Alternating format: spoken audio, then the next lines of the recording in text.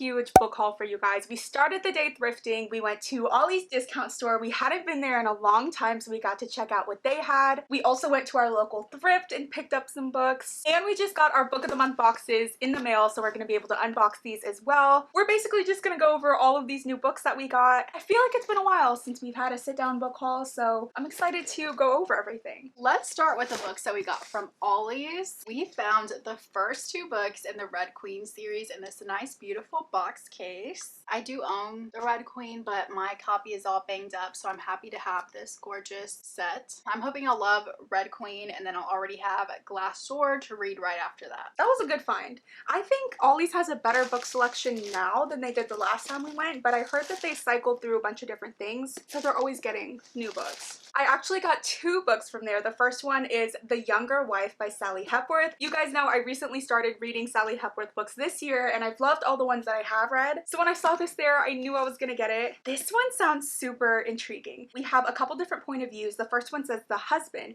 It says he's a heart surgeon at the top of his field. Stephen is getting married again, but first he must divorce his current wife, even though she can no longer speak for herself. What does that mean? Why can't she speak for herself? Like, literally? I don't know. We're gonna find out. Underneath it says the daughters. Tully and Rachel look upon their father's fiance, Heather, as nothing but an interloper. Heather is younger than both of them. Clearly, she's after their father's money. Tully and Rachel are determined to get to the truth about their family's secrets, the new wife closing in, and who their father really is. Heather has secrets of her own. Will getting to the truth unleash the most dangerous impulses in all of them. I'm just interested. Like, this is gonna be super dramatic. We're gonna get a bunch of different point of views. We're gonna figure out what's going on in this family. But the front says she changes everything. I'm really excited. I did find The Death of Miss Westaway by Ruth Ware. I have read The Turn of the Key by Ruth Ware. I don't remember loving it. I honestly don't remember much about it, so I'm hoping this will be a better one. I pulled it up on Goodreads because it doesn't have a summary on the back. It's just things about the author, and it actually has a 3.81 on Goodreads, so that's not too bad. Hal receives a mysterious letter giving her a substantial inheritance. She realizes very quickly that the letter was sent to the wrong person,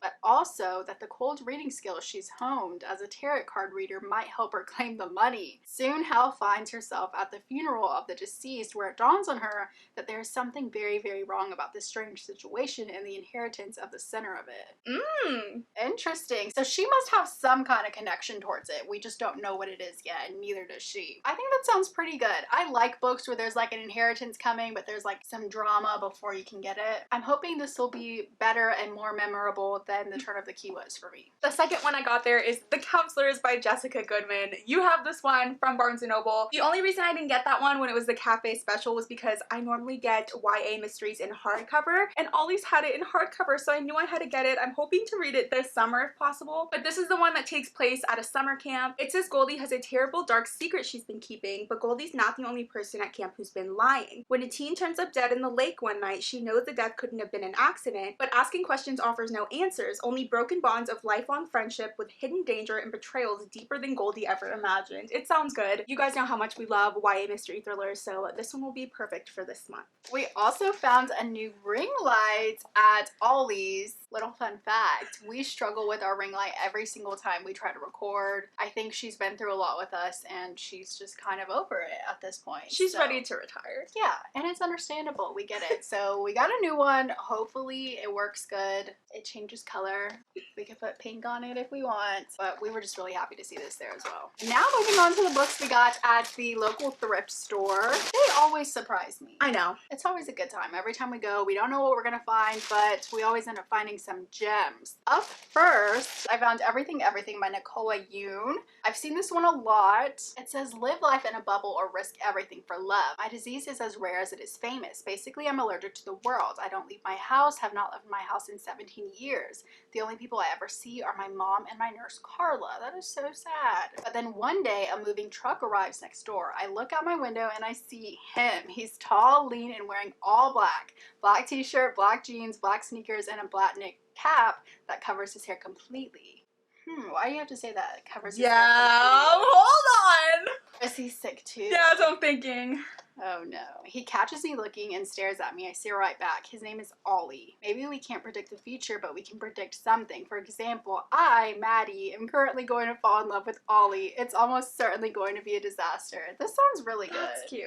Hopefully I love it and then can watch the movie after. I saw this one there and I knew I had to get it. I don't really read a lot of poetry, but I know this one was like a staple back in the day. And it is Milk and Honey by Rupi Kaur. I mean, everyone owned this when we were in middle school. Everyone's already read it. I think I purchased a poetry book a couple years ago and I tried to read it, but it just was way too advanced for me. I feel like when it comes to poetry, I have a hard time with interpreting what it's really about. So something like this I think is a perfect start. Honestly, these are so short. This kind of just looks like a coffee table read, but maybe this will be like the first of many. Honestly, it's just iconic. I saw it there, I had to get it. I feel like this will be a good book to get me into poetry, hopefully. We did find a copy of City of Bones by Cassandra Clare. Now it is a little bit beat up, but I am interested in starting this series. I really want to see if this is something that I would like. So if I like the first book, at least I will own it and then be able to buy nicer copies. But if I don't like it, then it's okay because at least the spine is good enough to just sit on my shelf, you know? I think you'll like it. I think so too. And then we can watch the movie. But you still haven't finished the series, right? I only read the original trilogy. You're supposed to like then go off to a different series before reading the last three, so that's what's holding me back. Yeah. I think I'm gonna start the first one. Hopefully I like it and it just continues to be a thing for me.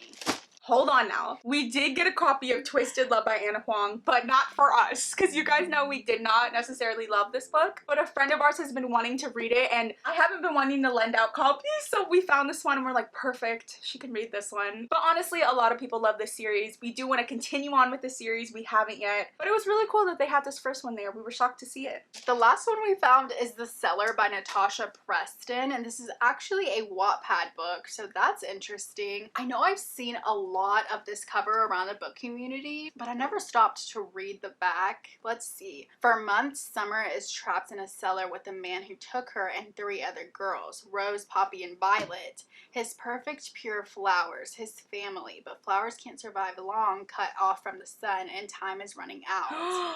This sounds crazy. That sounds insane. He said you're my family. You're insane. I'm ready to see how this is gonna go. Hopefully it's not too heavy, but it sounds like it will be. Now we're gonna get into our book of the month box for this month. I don't even remember what was purchased. You got a few this month. I know. The most amount of books that you can get from book of the month is 5, and we share an account, so every time that we pick books we end up flipping. One month you'll get 3 and I'll get 2, and then we'll flip the next month. So this month Lauren had some fun because she also picked some from her separate account. So I'll go first since I have an ungodly amount. We have The Lost Story by Meg Schaffer. This is the same author as The Wishing Game, which I do want to read this year. But this one says, inspired by C.S. Lewis's The Chronicles of Narnia. That is why I purchased it. I love Narnia. This wild and wondrous novel is a fairy tale of grown-ups who still knock on the back of wardrobes just in case. I love that.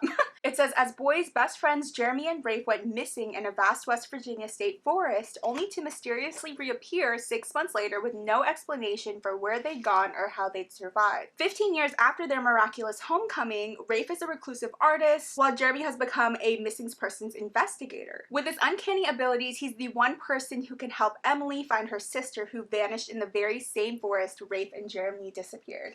This sounds good. I think I bought it because it said Narnia and I'm excited to figure out where they vanished to. Second book I got in my box is The God of the Woods by Liz Moore. Cover? Kind of obsessed. What is this pink substance dripping down the cover? Paint. Right.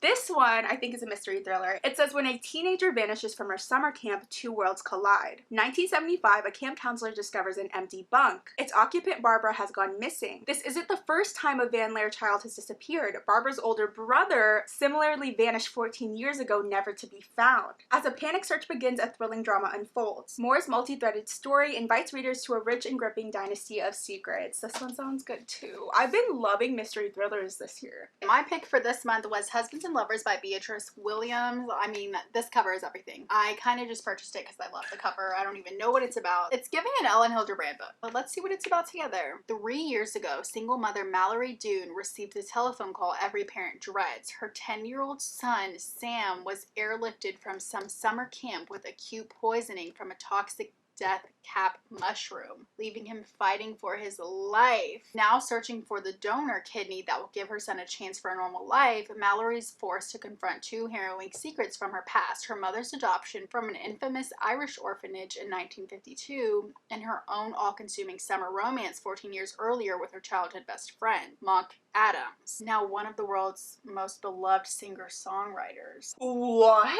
Okay, so she needs a kidney for her son, and she's trying to go back and figure out her mom's past, but her mom was an orphan, and she had her son with a now very popular singer-songwriter. Ah, so she has to not only track down where her mom came from, but her ex. Yes. I see. That's interesting. So this is a lot going on. I'm not sure what genre this is. At the very bottom says, timeless and bittersweet, husbands and lovers take readers on an unforgettable journey of heartbreak and redemption from the revolutionary fires of mid-century Egypt to the moneyed beaches of contemporary New England. This is crazy. This is a lot of words. You know what? You won't get bored though. Privileged class and the female experience inside worlds brought shimmeringly to life. I don't know what I just read, but it was a whole lot.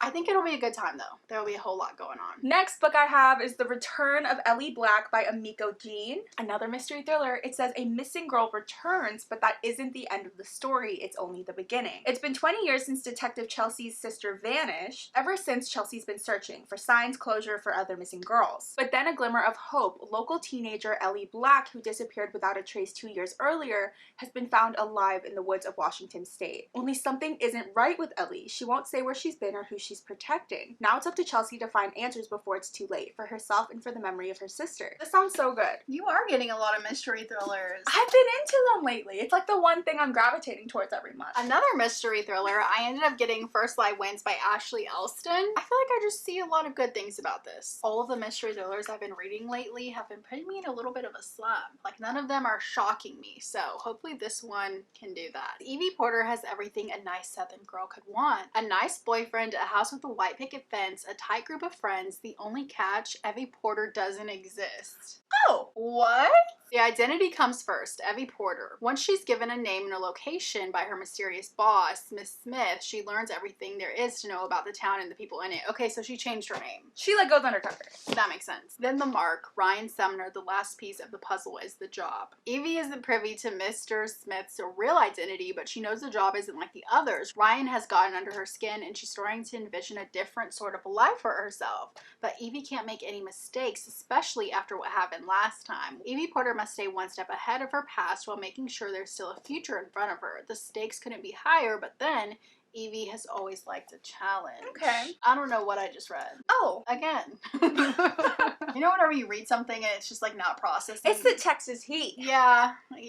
I'm sure it's great though because it's highly talked about in the book community and that has to be for a reason. So I'm ready to get into this. Up next, I have The Broken Girls by Simone St. James. Interestingly enough, first book I read by this author, loved. Second book I read, didn't love. So this one's gonna be the tiebreaker for me. It says Vermont 1950. There's a place for the girls whom no one wants, the troublemakers, the ones too smart for their own good. It's called Idlewild Hall, and in the small town where it's located, there are rumors that the boarding school is haunted. Four roommates bond over their whispered fears, their budding friendships blossoming until one of them mysteriously disappears. Fast forward to Vermont 2014. As much as she's tried, journalist Fiona cannot stop revisiting the events that surrounded her elder sister's death 20 years ago. 20 years ago, her body was found dumped in the overgrown fields near the ruins of Idlewild Hall. And even though her sister's boyfriend was tried and convicted of murder, Fiona can't shake the suspicion that something was never right about the case. It's one of those, someone was proven guilty and yet our main character doesn't think that's true and has to investigate by themselves. I like that plot. I'm hoping this one's good.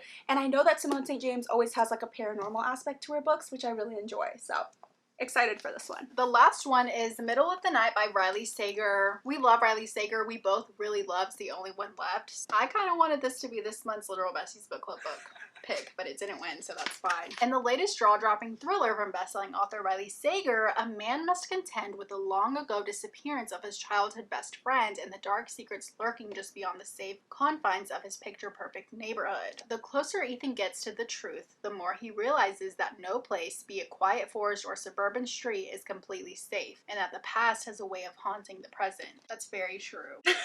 It sounds good. That does sound really good. Riley Sager has some pretty good books, so I'm very excited for this one. So this month's bookmark says it was bound to happen. That's super cute. Wait! What? Submitted by Ashley S. Princeton, Texas. Member since 2020. We could submit our own. Think of something. Let's think of something clever. Wait, that's so fun. Imagine if cute. it said submitted by Loranda Reeds. Okay, we need to come up with something good. This video is not sponsored, but you guys know we love Book of the Month so much. If you have never placed an order with them, we do have a referral code that can get you your first book for $5.